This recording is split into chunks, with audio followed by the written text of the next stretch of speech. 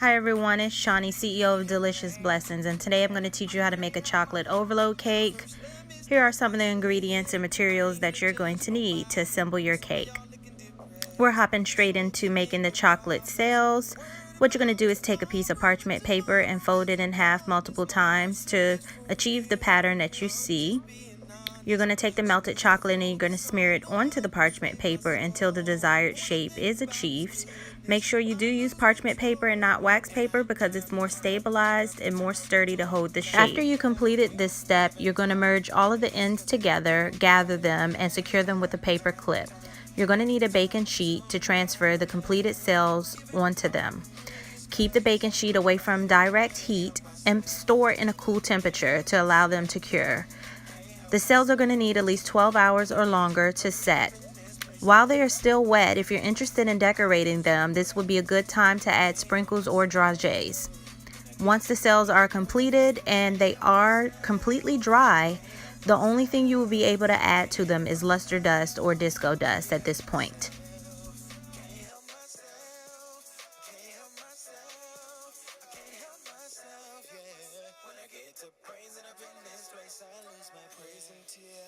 Now I have my cake. It can be any cake, any recipe that you use. This is a traditional yellow cake with a really rich chocolate American buttercream. I'm going to fill, stack, and frost my cake. My cakes have previously been torted and leveled. And later on you're going to see me use a bench scraper so that I can achieve the smooth sides. I'm also going to clean my spatula periodically just to keep a clean cake. Although you see that my cake was previously baked, it is not frozen. I am using room temperature layers. It's very important that you have a room temperature cake so that your decoration can come out right.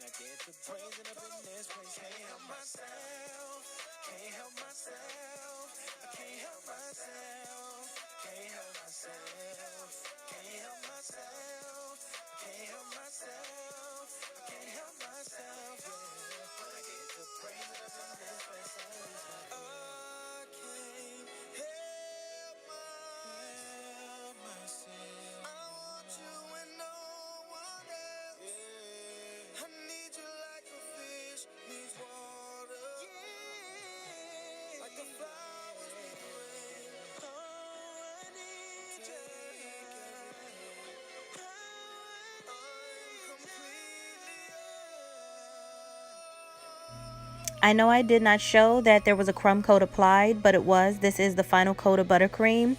This is a quick tutorial, so I'm kind of brushing through everything. Just be sure as you clean your cake that you do not forget to clean your cake board. You want to make sure that that's presentable before you add any garnishing or any decoration whatsoever. Because we are making a drip cake at this point, you do not have to transfer the cake into the refrigerator. If you do, just keep in mind not to keep it in the refrigerator for too long. You don't want your cake to be too cold, or else it's going to harden your chocolate later, which is going to make it extremely hard for you to add your decoration. I decided to put my cake to the side and I opted out the refrigerator.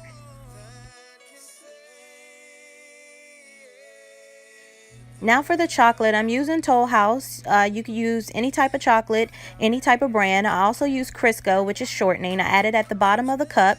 You can use a glass cup. Later you will see that I transferred it into a mug. But you're going to add your chocolate chips, and then you're going to also follow up with some Crisco on the top. You're basically going to add the shortening as needed and microwave in about 15 to 20 second intervals until you achieve the desired consistency. At this point, you may garnish the bottom of your cake if you're interested. I'm applying miniature chocolate chips to the bottom of my cake to enhance the appearance. Make sure when you completed this step that you give your cake a spin to find the starting point of your cake. I transfer my chocolate into a mug, but this is the consistency that we're looking for. You want your chocolate to be smooth and manageable for the drip. You may use any technique for the drip, just make sure you move quickly so that your chocolate does not set. I decided to decorate my chocolate cells with a little bit of gold luster and an abstract design. Next, I'm using a sharp knife and making incisions into the cake so that I can insert the completed cells in them. I wore gloves so that I do not melt the chocolate in the process. Be sure not to use a lot of pressure when handling these, as they can break and they are thin. You also want to work fast and quickly before your chocolate set.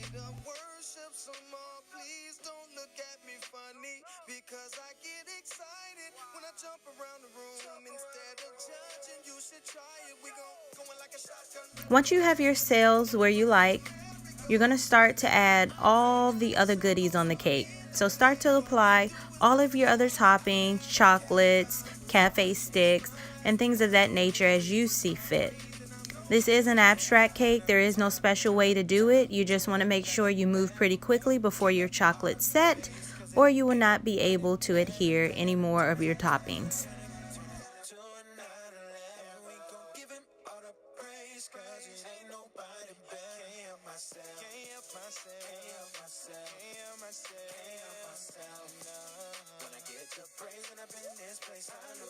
You want to make sure while you're applying your toppings that you consistently look over the cake from the sides and at eye level, just to make sure that there aren't any gaps or any areas that could use a few extra toppings. You just want to make sure that your cake is appeasing to look at.